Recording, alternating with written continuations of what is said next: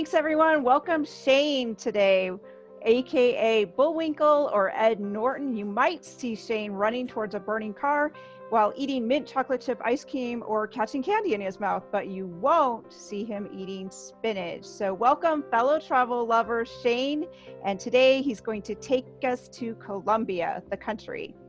Welcome, Shane. So we're going to do Colombia in 7 minutes if you're ready for that.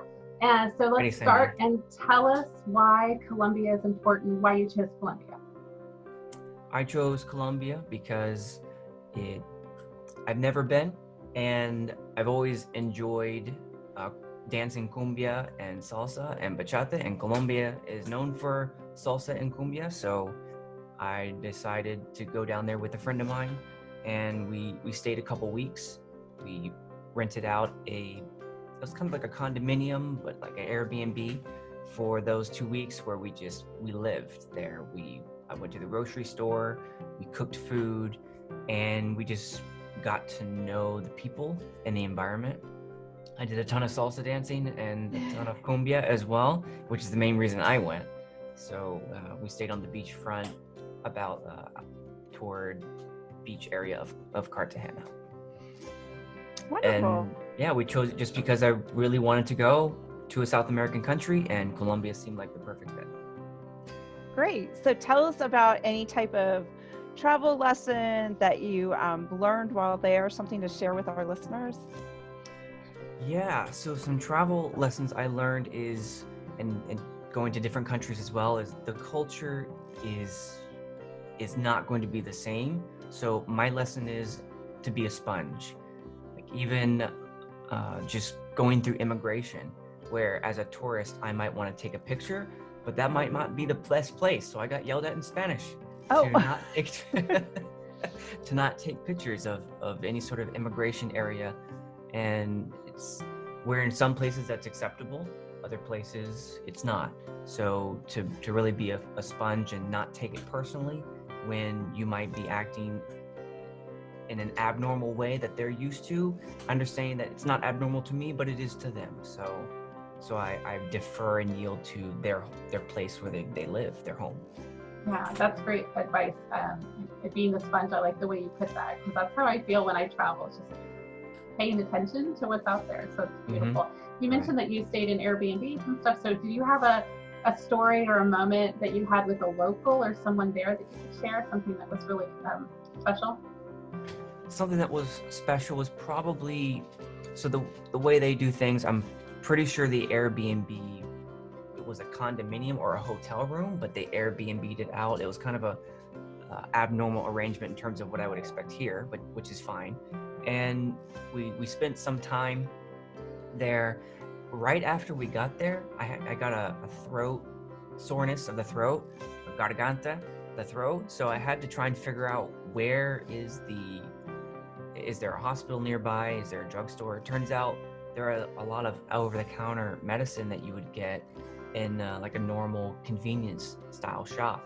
So I had to first figure out where it was, and that by asking the locals there. My Spanish isn't great, even though I've been dancing salsa for almost 10 years.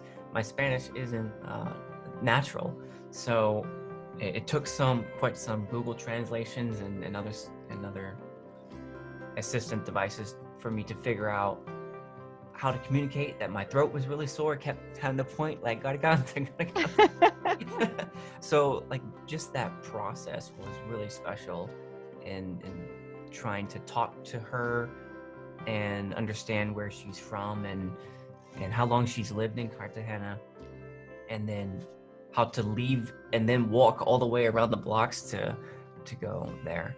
That, and then I'm a religious person, so also the process it took to go to iglesia, church, and that was just interesting in and of itself to go to a church service there. And just the dynamic of that was really special to me, just the normal everyday interaction. Yeah, I like that too. Yeah, that sounds wonderful. So are there certain not to miss places that you could, or things that you would do differently that you could recommend to our listeners? I would definitely recommend go visit the salsa places in Cartagena. of which there are many. One is Salsa Crazy. It's owned by a local entrepreneur there. She's about my age, 30-ish, 25, 30-ish age range. And she owns the place there, live music all the time. I absolutely loved it. And then there was also a really famous place, and I tried to find the name of it, but it's right on Del Arsenal. But when I walked in, it was just this, probably about maybe the length of my camera. It wasn't very wide, but it was packed full of people, and the whole walls were full of people like Tito Puente. Oh. Famous salseros were just lining the wall, pictures with the owner. And it was come to find out, a very famous local place where just celebrities and salseras alike would visit. So I would highly recommend it, and if I find the name before we end here in a minute, then I'll say it. So yeah, and we'll put it down in the description of the video so people can find it once you locate. Yeah. Did you happen to find anything that surprised you that was when you were there? I wasn't surprised about the driving. Driving is very different outside the United States. It doesn't matter really where you go. It's very different in terms of just how risk adverse we are in contrast, and that's very true, and it's fine. So I was actually surprised to find how many taxis there were. There were taxis almost on every street, everywhere, and it seemed to be the primary means of I'm losing the word there, but just transportation. This primary means of transportation if you don't bicycle, and if you don't walk. So I was quite surprised to see that as well. So that was probably the biggest surprise I found. Yeah, I think transportation is always interesting. I like the way you put it too, risk averse, because some countries it can be scary what they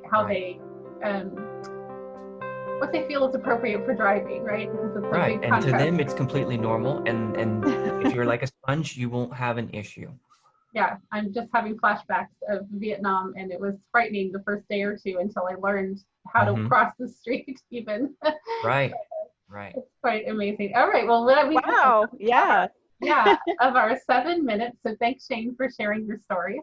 For everyone who's listening, go ahead and click below and subscribe to hear more travel stories, and you can continue to travel with us through real stories, through real people. Thanks, Shane. Thank you so much, Cindy and April.